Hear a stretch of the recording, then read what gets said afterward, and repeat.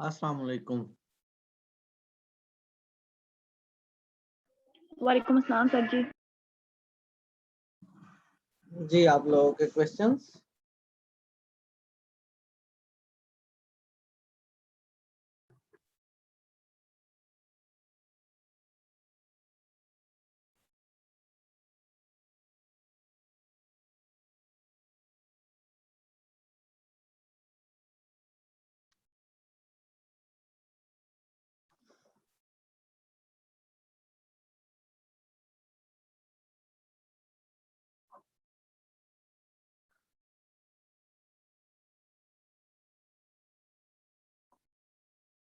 आज के लेक्चर से रिलेटेड आप लोगों के क्वेश्चंस?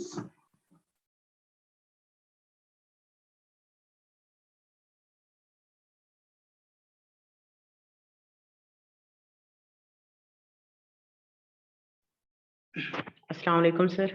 वालेकुम अस्सलाम। जी आसिम। सर एक पेज सेंड किया है आपको, व्हाट्सएप किया है, वो समझा दीजिए।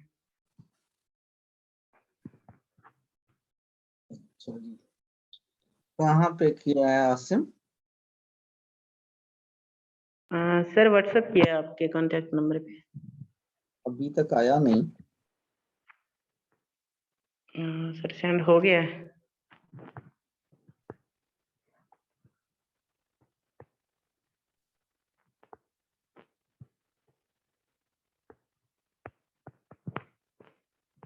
कब सेंड किया है? अभी? जी सर अभी सेंड किया है। मेरे पर्सनल नंबर पे या चैनल वाले नंबर पे? सर पर्सनल नंबर है 326 एंड पे है नंबर। जो चैनल का नंबर है उस पर सेंड करें, वो वाला फिलहाल बंद किया हुआ है मैंने व्हाट्सएप। ठीक सर।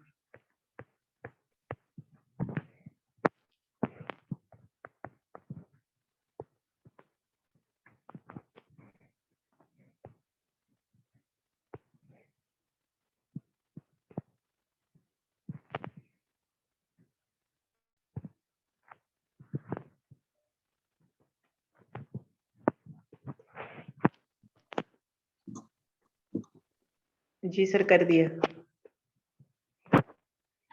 तो उल्टी सेंड किया।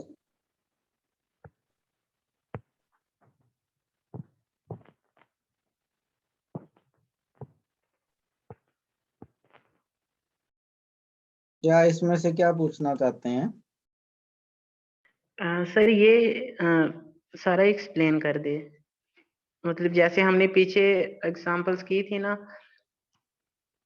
एक पर्टिकुलर नंबर लेके मैं चाहता हूँ कि ऐसे ही इसको भी मैं सॉल्व करूँ, लेकिन समझ नहीं आ रही।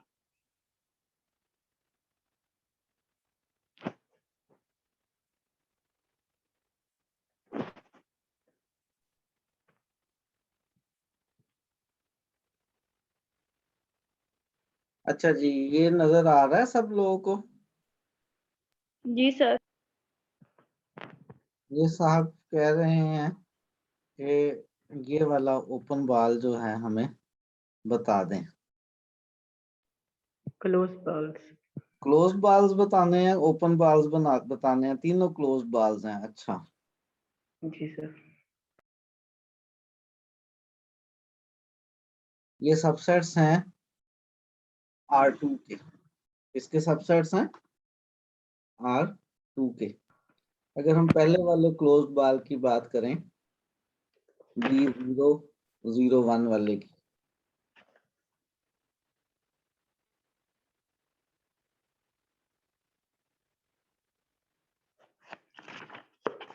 इसमें जो हमारे पास सेंटर है, सेंटर 0 का मतलब बेसिकली 0 0 है, और रेडियस है कितना? 1।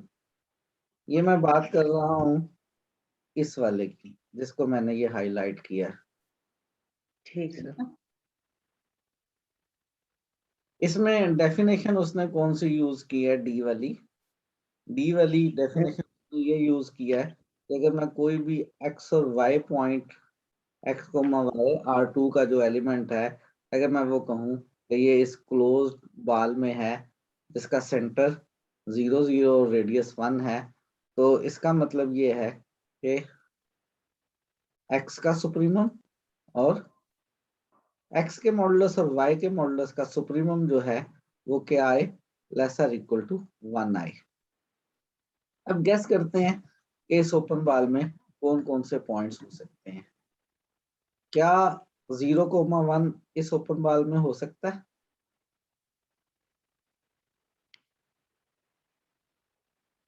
क्लोज बाल में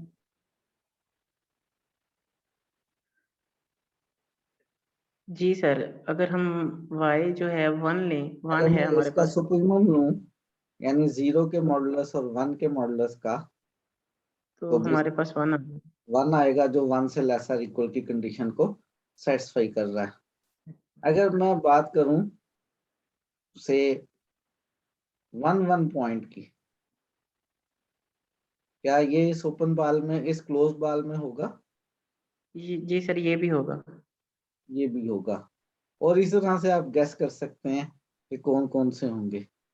बेसिकली अगर मैं यहाँ पे एक स्क्वायर बना लूं, ये वाला स्क्वायर जिसका ये पॉइंट 1 है, ये पॉइंट -1 और 1 है, ये वाला -1 और -1 है, ये वाला 1 और -1 है। इस स्क्वायर के अंदर जितने भी पॉइंट्स आएंगे, जब भी आप उनके x और y कोऑर्डिनेट का मॉडुलस लेकर उनका सुप्रीमम लेंगे तो वो 1 आएगा या 1 से छोटा आएगा। ये सारे पॉइंट्स इस क्लोज बाल के अंदर हैं।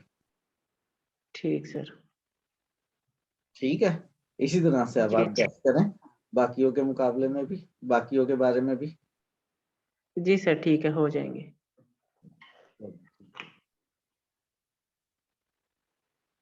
जी,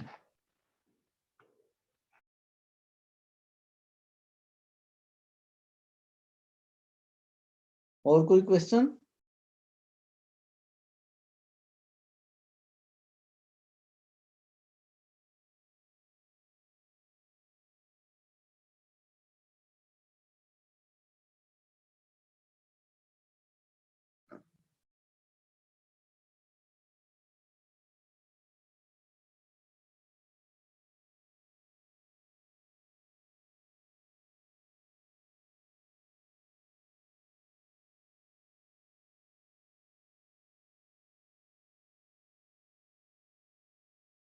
जब आप क्लास में आने की तैयारी करते हैं, वैसे तो आजकल क्लास में आने के लिए ज्यादा तैयारी नहीं करनी पड़ती। जब क्लास फिजिकली होती थी तो फिर ज्यादा तैयारी करनी पड़ती थी, बोधा शोधा भी बहाना पड़ता था, थोड़ा सा हाथ मुंह भी धोना पड़ता था। लेकिन बहरहाल अब जितनी भी तैयारी करते हैं उसमें 2-4 क्वेश्चंस भी ध्यान में रखा करें कि ये 2 क्वेश्चन हमने सर से आज जरूर पूछने हैं, इसके बगैर हमने सर की जान ही नहीं छोड़नी है। जी आसिम रशीद पूछें। सर, क्वेश्चन है कि अगर हमारे पास D1 और D2 मेट्रिक स्पेसेस हैं X पे, तो इनका जो मैक्सिमम होगा उसको हम कैसे मेट्रिक स्पेस प्रूव करेंगे? मैट्रिक्स स्पेसेस नहीं है, D1 और D2 दो वो मैट्रिक्स मेट्रिक है सर, सॉरी मेट्रिक है सर ये। मैट्रिक्स हैं ऑन X एक्स। पे सर, अब और हम इनका मैक्स एक नया मैट्रिक डी डिफाइन करना चाहते हैं कि एक्स और वाई का जो डी है वो बेसिकली किसके इक्वल है, मैक्सिमम ऑफ D1 और D2। यही कहना चाह रहे हैं, जी सर। ये डेफिनेशन है। और आप इसको प्रूव करना चाहते हैं कि ये जो है आपके पास, ये डी हम मैट्रिक साबित कर सकें, तो इसको मैट्रिक की 4 कंडीशंस देख लें। सबसे पहले तो याद रहे इस डी के पॉसिबल आंसर्स कितने हैं।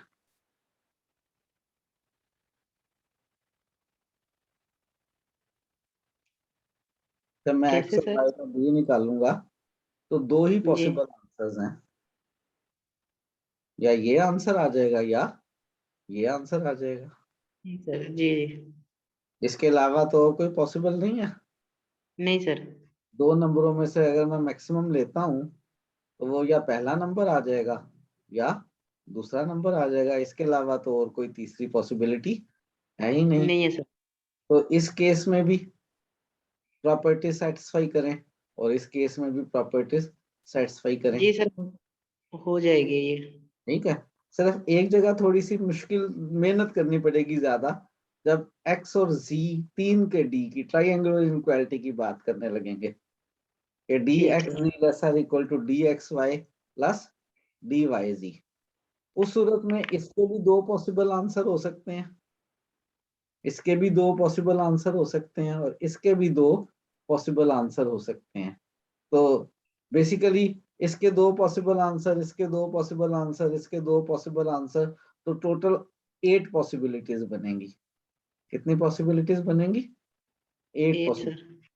तो उन 8 की 8 पॉसिबिलिटीज में आपने जो M4 जो है उसको प्रूफ करना होगा कि हर केस में अगर इसका आंसर d1xz आ जाए, इसका d1xy आ जाए, इसका d1yz आ जाए तब भी प्रूफ करना है, इसका d1xz आ जाए, इसका d1xy आ जाए लेकिन इसका d2xyz आ जाए तब भी प्रूफ करना है। हर पॉसिबल केस में आपको प्रूफ करना होगा। लेकिन जब भी दो एलिमेंट्स का डी निकालेंगे तो उसके कितने पॉसिबल आंसर होंगे? दो पॉसिबल दो आंसर। हों। और हर सर पॉसिबल आंसर में आपने रिजल्ट को डिस्कस करना है। पहली तीन प्रॉपर्टीज ठीक। में तो दो दो पॉसिबिलिटीज ही होंगी, लेकिन तीसरी ठीक प्रॉपर्टी को प्रूव करते हुए आपको 8 प्रॉपर्टीज जो हैं उन्हें डिस्कस करना होगा। सर, ये जो हमारे पास लास्ट आपने बताई है ट्रायंगुलर इनक्वालिटी, इसमें से कोई एक कर मतलब बता दे, मुझे समझ नहीं आई इसकी। एक करके बता दूं। एक पॉसिबिलिटी ये है कि इसका आंसर भी D1 ही आ जाए, इसका आंसर भी D1 ही आ जाए और इसका आंसर भी D1 ही आ जाए। फिर तो मसला ही कोई नहीं है, क्योंकि ऐसी ठीक। सूरत में d1xz को हम लिख सकते हैं lesser equal to d1xy plus d2 जी सर, ठीक है। d1yz, कोई मसला ही नहीं है। ठीक है ना? ठीक सर। ये तो d1 जी के सर, हो जाए। तो ये प्रॉपर्टी होल्ड करती है तो इसमें भी होल्ड कर गई। एक मैंने सबसे आसान वाला केस कर दिया। एक और इस तरह का सबसे आसान वाला केस है जब तीनों पॉसिबिलिटीज में दो तीनों का D2 निकल आ जाए। ठीक सर।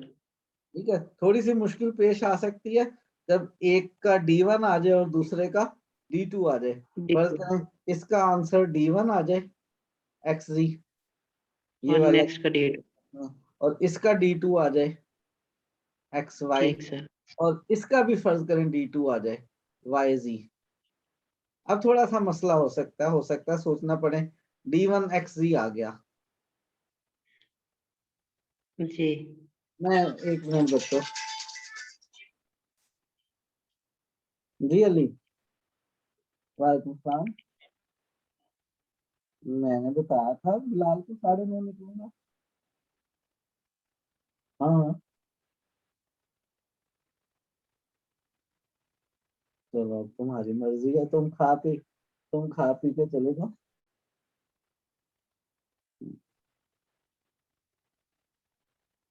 हाँ जी, मैं जरा क्लास पढ़ा रहा हूँ यार। हाँ,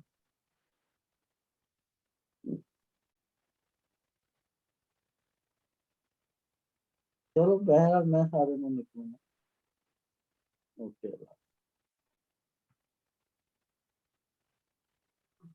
जी बच्चों, जी सर। इसका आंसर D1xz आ गया। और लेकिन यहाँ पे तो अब हमें कितना चाहिए राइट साइड पे? हमें अगर मुझे प्रूव ये करना है, बेसिकली प्रूव तो मुझे ये करना है ना कि dxz lesser equal to dxy plus wise. dyz है। लेकिन इस dxz की जगह बेसिकली मैं क्या लिख सकता हूँ? D1xz। इस dxy की जगह मैं क्या लिख सकता हूँ? D2 D2xy। XY। और इस dyz की जगह मैं लिख सकता हूँ क्या? D2 YZ। 2YZ। अगर मैं ये इनके लिए ये वाला रिजल्ट प्रूव कर दूं तो बेसिकली मेरा रिजल्ट प्रूव हो जाएगा, मेरी प्रॉब्लम जो है वो सॉल्व हो जाएगी। ठीक है, ठीक सर, ठीक सर। लेकिन ये अब कैसे प्रूव किया जाए? इसके लिए मैंने लेफ्ट साइड पे तो D1XZ लिख दिया, राइट साइड पे मैं इस D1XZ को लिख सकता हूँ लेसर इक्वल टू D1XY। ये D1 के साथ तो मैं लिख सकता हूँ ना? जी सर। ठीक है, जी सर। D1 के साथ तो मुझे मसला कोई नहीं है, लेकिन राइट साइड पे मुझे अब यहाँ D1 की बजाय D2 चाहिए। मैं इस D1 की जगह बस सिंपल D2 लिख देता हूँ, मुझे कोई मसला नहीं है। क्यों मसला नहीं है? इसलिए मसला नहीं है कि मेरे DXY का आंसर D2XY आया है। अगर ये आंसर आया है तो डेफिनेशन के मुताबिक आंसर कौन सा वाला आना है? मैक्सिमम वाला। जी सर। इसका मतलब D2XY जो है वो D1XY से ग्रेटर या इक्वल है। जी सर। तो अगर D2XY आंसर आया है, यहाँ D1XY लिखा था मैंने D1 की वजह से, इसकी जगह राइट साइड पे बड़ा नंबर लिख दूं तो कोई हर्ज तो नहीं होगा? जी सर, नहीं होगा। मतलब अगर दो, ये अगर इस D1 का 2 है तो D2 होगा हमारे पास 4, तो फिर भी ये ग्रेटर ही होगी इनक्वालिटी इधर हाँ, राइट साइड यानी वाली। D1 की जगह मैंने D2 लिख दिया, क्योंकि DXY का आंसर D2XY आया था, तो इसका मतलब बेसिकली D2XY D1XY से बड़ा था, तभी आंसर आया था जी ये। तो इसी तरह ठीक यहाँ सर। पे दूसरे D1YZ की जगह मैं D2YZ लिख दूं तो भी कोई हर्ज नहीं है। मैंने इसकी जगह भी इससे बड़ा नंबर लिख दिया, और ये बेसिकली DXY है और ये बेसिकली DYZ है, और ट्रायंगुलर इनक्वालिटी प्रूव हो। जी सर, हो ठीक है सर। जी, और कोई क्वेश्चन?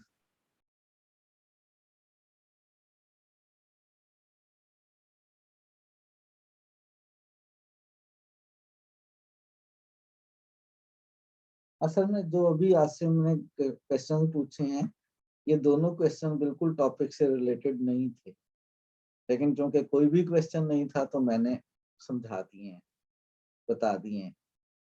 अच्छा, मुझे जरा एक जगह खाना खाने जाना है, तो इसलिए आज जो है ना, मैं आपके जो टेस्ट डिस्कस करना था ना 9:30 पे, वो इंशाल्लाह कल डिस्कस करेंगे। ठीक है सर। तो बाकी आपसे लेक्चर से रिलेटेड कोई और क्वेश्चन है तो बता दें।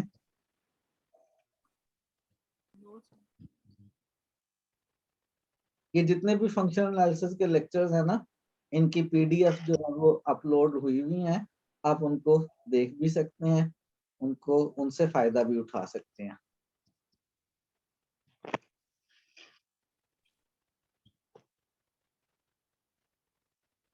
कितने होंगे इसके लेक्चर टोटल? जी अंबर सईद, पूछें क्या पूछना चाहती हैं? सर 24 लेक्चर्स हैं इसके अपलोड हुए हुए, मतलब जितनी सारा हमें शो हो रहा है बस उतने ही लेक्चर है हाँ, बस फंक्शनल उतने ही एनालिसिस के ना। लेक्चर्स हैं इसके। सही है सर।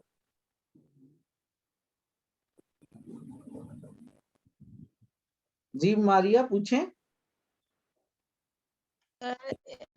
एक MCQs था जो क्विज हुआ था, तो उसमें थोड़ा सा मुझे पूछना था।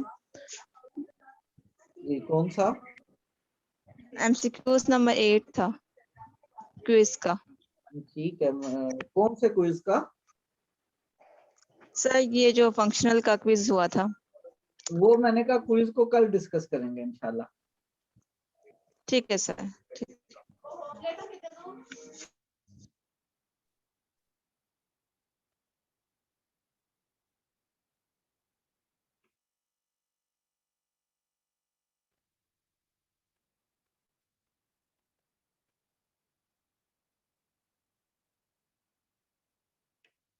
जी, और कोई क्वेश्चन?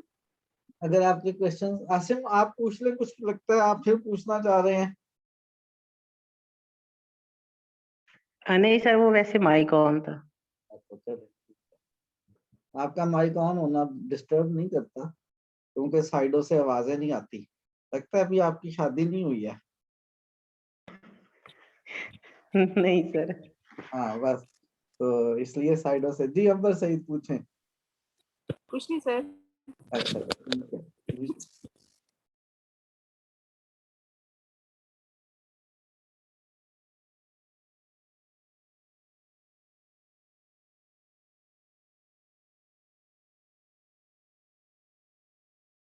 चलें फिर ठीक है जी, आज की क्लास वाइंड अप करते हैं।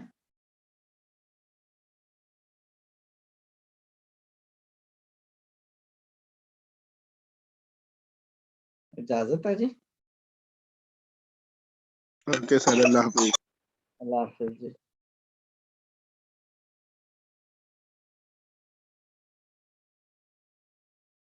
अल्लाह हाफिज सर। अल्लाह हाफिज।